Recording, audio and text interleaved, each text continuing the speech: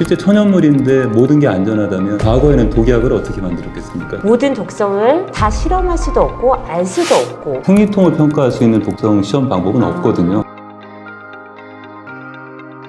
생활 속에서 자주 사용하게 되는 생활화학 제품, 이건 위험할 수 있습니다. 한 번쯤은 들어보셨을 거예요. 근데 왜 이게 위험한지, 그리고 무엇이 위험한지 하나하나 좀 짚어보도록 하겠습니다. 서울대학교 보건대학원 최경호 교수님을 모셔봤습니다.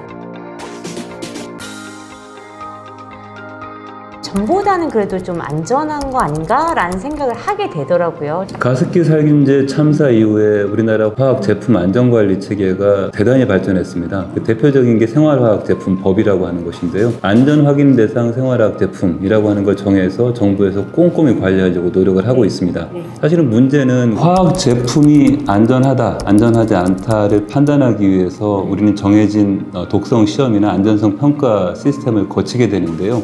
문제는 그런 시스템이 완벽하게 안전을 보장할 수 있는가에 대한 것입니다. 제품 안에 있는 화학물질이라고 하는 것이 자기 혼자만 존재하는 게 아니고 그 제품만 사용을 하는 것도 아니고요. 그런 물질들이 함께 존재할 때 어떤 독성이 나타나는지에 대해서 평가할 수 있는 체계는 현재는 없습니다.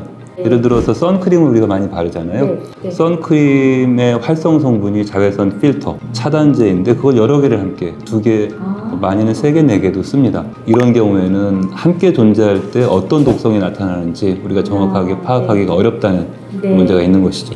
그렇군요. 기준대로 사실 제품을 출시한다고 하더라도 모든 독성을 다 실험할 수도 없고 알 수도 없고 확인되지 않은 이 안전은 정말로 안전한 게 아니다 라고 이해가 좀 됩니다.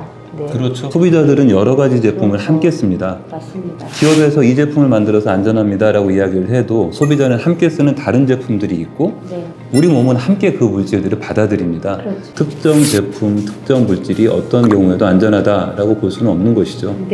또한 독성 시험 방법이 모든 독성 영향을 볼 수 있는 건 아니거든요. 예를 들어 생리대 파동 때 많은 분들이 생리불순이나 생리통을 이야기했지만 생리통을 평가할 수 있는 독성 시험 방법은 없거든요. 그러니까 생리통이 안전하다라고 이야기할 수는 없는 것이죠. 어떤 물질은 피부로 발랐을 때는 전혀 문제가 없는데 코로 들어가면 폐질환을 일으키는 물질도 있습니다. 따라서 특정 노출 경로에 독성이 없다라고 해서 다른 노출 경로에도 안전하다, 그렇게 해석할 수는 없는 것입니다. 우리가 시험해보지 않은 다른 경로, 다른 용도에 대해서는 모른다, 그렇게 해석을 하는 게 더 정확할 것 같습니다. 현재 제도적으로 이야기하는 안전, 제도적인 안전일 뿐이고 현재 우리가 알고 있는 수준에서의 안전을 의미하는 것이다.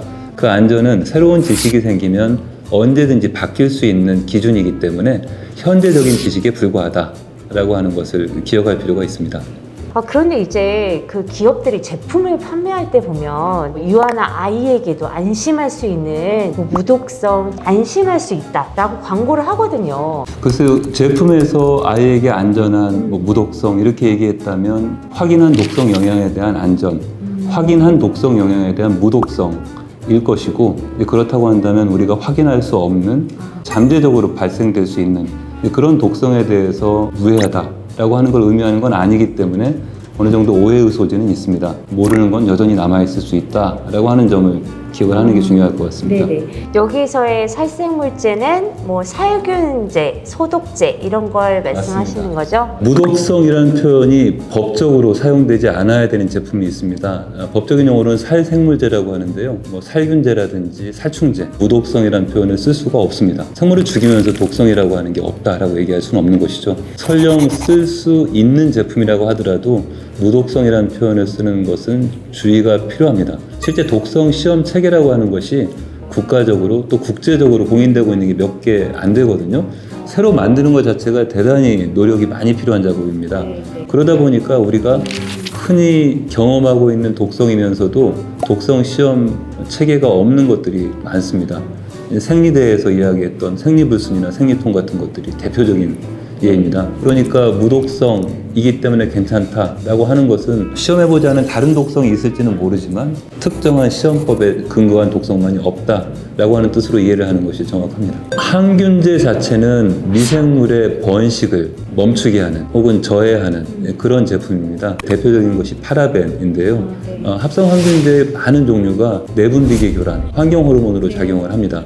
그래서 관련한 역학 연구들을 보면 대사증후군이나 갑상선 관련된 보고들이 늘어나고 있습니다. 이런 천연 자연은 정말 안 좋은 걸까? 라는 궁금증이 계속 이제 생기더라고요. 천연물이라고 이야기하는 게 안전한 것처럼 오해를 불러일으키기 때문에 그 외국에서는 금지하는 경우가 있는 걸로 알고 있습니다. 네. 실제 천연물인데 모든 게 안전하다면 과거에는 독약을 어떻게 만들었겠습니까? 다 천연물로 만든 것이거든요. 자연물은 안전하다라고 하는 것은 사실일 수가 없고요. 그래서 천연물이다라고 하는 광고를 볼 때는 이게 자연에서 왔구나라고 하는 대로 이해를 하는 게 적절하고, 그래서 안전하다 라고 하는 오해를 해서는 안 될 것이고요.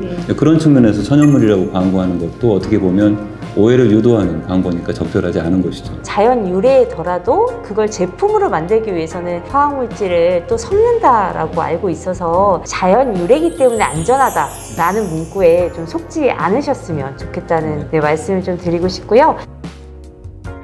잘못 사용하거나 혹은 과하게 사용해서 좀 문제가 되는 부분들은 어떤 게 있을까요? 대부분 급성으로 중독되거나 심하게 잘못 사용하거나 하는 그런 경우입니다. 밀폐된 공간에서 유독성의 기체가 나오는 세제를 썼다든지 아이가 잘못 알고 많이 먹었다든지 하는, 실제 그런 것보다 더 큰 문제는 만성 중독인데요. 그런 중독은 금방 증상이 나타나지 않기 때문에 내가 중독되었는지도 모르고 반복돼서 노출이 되는 현상이 생기잖아요. 그래서 이걸 정확하게 체크하기도 어렵고 신고하기도 어렵고 관리하기도 어렵죠. 그렇죠. 급성 중독은 뭐 호흡이 안 된다든지 하는 이제 그런 것들이 바로 나타나는데, 만성 중독으로 나타날 수 있는 건강 피해라고 하는 것이 예를 들어서 대사증후군이나 비만이라든지 고지혈증이라든지 이런 것들은 사실 여러 가지 영향들에 의해서 초래받을 수가 있거든요.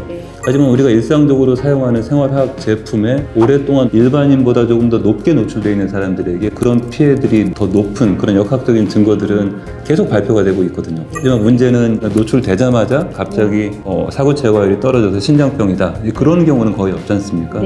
원인이 무엇인지 바로 특정할 수 없고, 그러다 보니까 오랫동안 노출되면서 피해가 나름 누적되어서 우리 몸에 나타날 수 있기 때문에 더 관리가 필요하다. 하지만 원인이 무엇인지 바로 알고 즉각적인 대처를 하기 어렵기 때문에 이런 것들은 사회적으로 함께 노력하면서 줄이는 그런 시도가 필요하다고 생각합니다. 실제 한강 같은 이런 하천을 측정을 해보면 향이 측정이 되거든요. 한강에서요? 예. 향료는 블랙박스다.